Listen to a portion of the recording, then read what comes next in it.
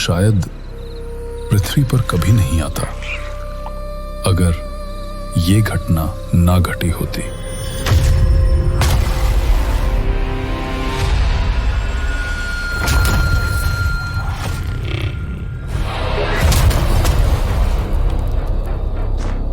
महाभारत का युद्ध समाप्त हो चुका था।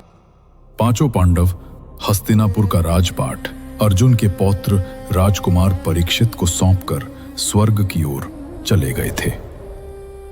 राजा परीक्षित के राज में हस्तिनापुर का राज्य सुख और समृद्धि के साथ आगे बढ़ रहा था। फिर अचानक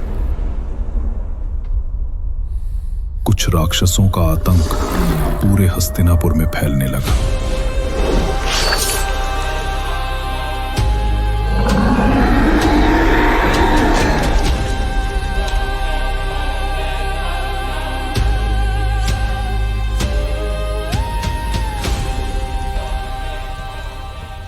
पूरा हस्तिनापुर त्राहिमाम त्राहिमाम की पुकार से गूंज उठा था।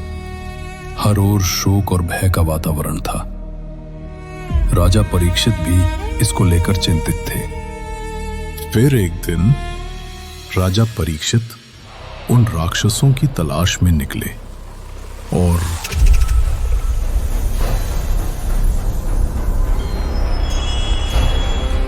प्रणाम हस्तिनापुर नरेश।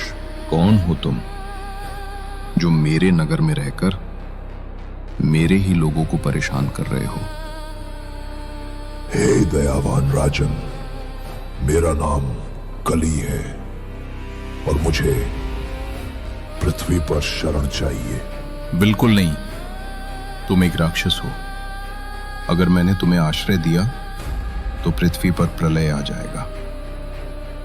राजन, मैं कोई सामान्य राक्षस नहीं हूं, बल्कि ब्रह्मा जी के बनाए 4 युगों में से एक कलयुग हूं। अगर ये कलयुग है तो इसे कोई सीमित जगह देना होगा। ठीक है, मैं तुम्हें 4 स्थानों पर रहने की अनुमति देता हूं। आज से तुम शराब घर, जुआ घर, वेश्यालय और कसाई खाने में रहोगे। धन्यवाद राजन, धन्यवाद। परंतु हे दयालु सम्राट, इन सब के अलावा मुझे एक चमकती चीज भी मिल जाती तो इस शरणार्थी पर अति कृपा हो जाती। तो बताओ, तुम्हें किस चमकदार वस्तु में शरण चाहिए? राजन, यदि मुझे स्वर्ण में भी निवास मिल जाता तो उत्तम रहता। ठीक है, आज से तुम्हारा निवास स्वर्ण में भी रहेगा। धन्यवाद राजन।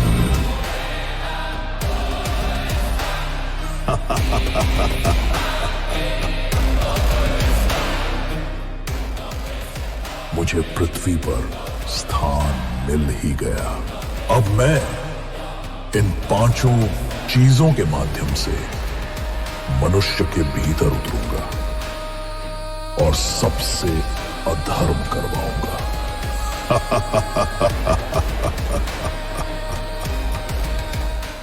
परंतु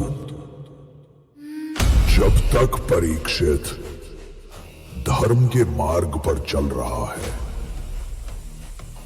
मैं स्वयं इसको नहीं मार सकता। परंतु